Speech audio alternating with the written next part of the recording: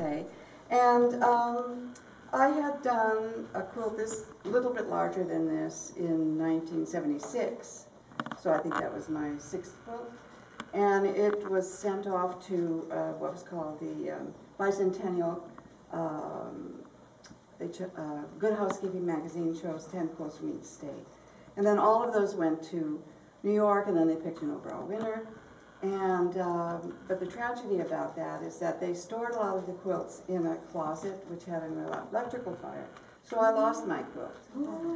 And I quit because everything was done by hand, not the piecing, but you know, when you're talking 104 by 104, that's a commitment. So I stopped quilting. I said it was too emotionally, I wasn't ready to do that kind of risk again. But then after 3 years, I said, you know, I want to give my quilt back to me. But in those time, this is 1979, I learned so much more about batik. My skills had gotten more refined, still hand quilted, but this quilt,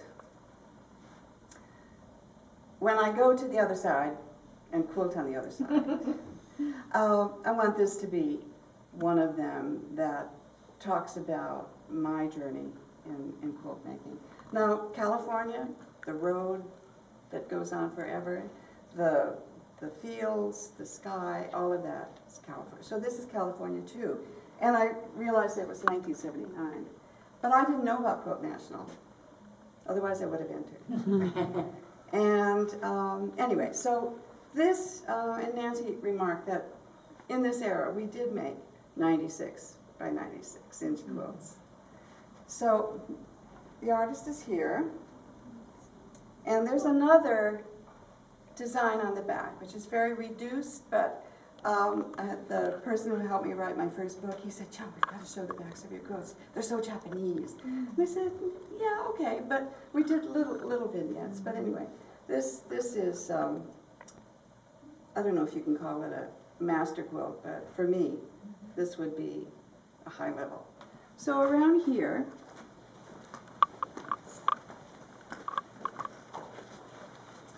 now I juried in 1997, and this is 1997, what I was doing. And I was getting ready to finish publishing my first coffee table book.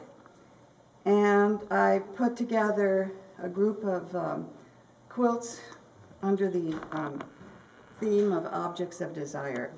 And one of the objects of desire that I explored was women, and women's faces, and how long do you consider yourself beautiful, and what do you do in order to keep your image of yourself at a high level. So this quilt traveled a lot through Europe with all the others. And I'm getting emotional about it because this is exploring aging, and when I went to find the quilts to send here, this had aged.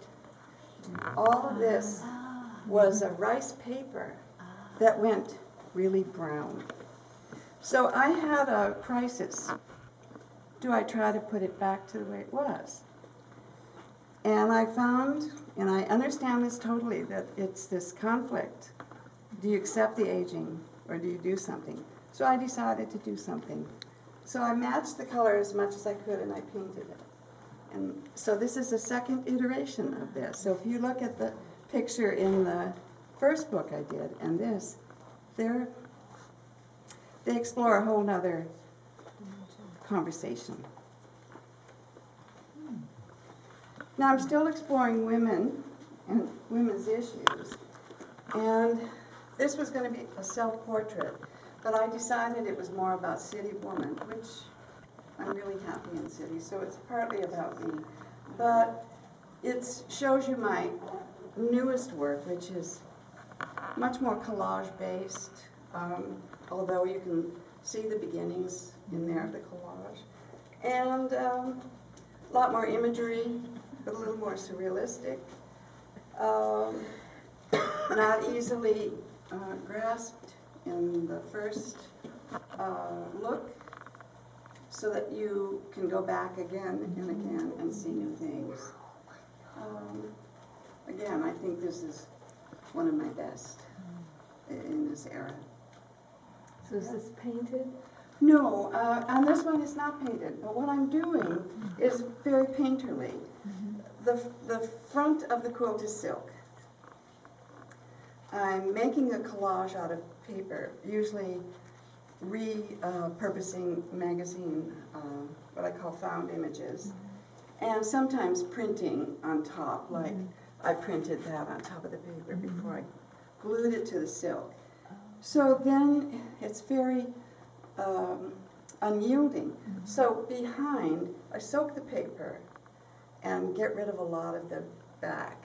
And in that, wrinkles happen, which I'm celebrating, and there's dropouts that are unplanned, and I have to figure out if I'm going to leave it that way, or do I do something on top. And in the gluing process, these wonderful wrinkles and lines happen that you can't program. And it's about working and looking, seeing what's happening, deciding what to keep, what to change, and then when the quilt top is done, and it is a quilt, it is a collage, and there's batting and backing, and I do the quilting. Because I will never give up what brought me into my field. Being able to go all over the world to do what I do is because of the quilted line. That taking a flat and changing it and giving it that, there's a presence to it that you don't get flat. And I always want to be talking about women's work and how they've managed to do their artwork under circumstances that a lot of people would give up. So anyway, that's my newest work is similar, only larger. Yeah. Do you envision the final product, or does it happen along the way? Well, I do a big collage in the paper, and I'm taping it together and looking at it. And when I get the composition right, the colors right, I know that there's going to be changes because when you glue and when you peel from the back, but the composition is here. Okay. And I put diagonal lines so that it's a little more active. And I like the overlapping, and I want happy happenstance. I leave in a lot of the found words, and you can literally read it. And I do introduce men in the work. Forgotten his name already, but obviously not as important as but I'm also a book artist, so I am talking about the book I write. So the words and the text and the font, I'm referring to myself as a writer also, and the color would be the painter in me, the piecing would be the quilt maker in me, the collage, the piecing. So it's all referring in a very subtle way, which I'm sharing with you this morning. I don't know, I'm so emotional about this. You know, I am.